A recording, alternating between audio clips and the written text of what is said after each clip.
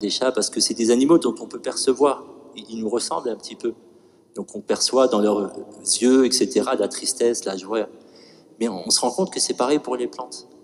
On a aujourd'hui des expériences concrètes qui sont faites en laboratoire qui nous montrent que les plantes sont en mesure, par exemple, de reconnaître tel ou tel être humain et qu'elles peuvent en plus reconnaître ses qualités ou ses défauts. Par exemple, une plante, elle libère des ondes qu'on peut mesurer facilement avec un détecteur à ondes. Bon, ça c'est classique, hein. Vous pouvez même en acheter un, c'est facile. Et on se rend compte qu'en fait, les ondes vont être différentes en fonction de la personne qui vient la voir. Selon que la personne soit quelqu'un qui s'occupe de la plante, qui lui parle bien, qui prend soin d'elle, ou alors une personne qui va lui faire du mal ou du tort ou mal s'occuper d'elle.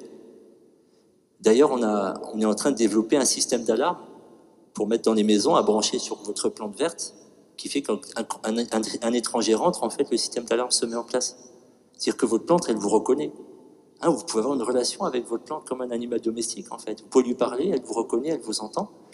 Et ça, c'est des choses qui sont... comme je dis, on a dans ce verset-là, nous informe que cette création qu'on croit inanimée, finalement, elle a une vie intérieure. Mais la science aussi vient nous confirmer ces choses-là. Et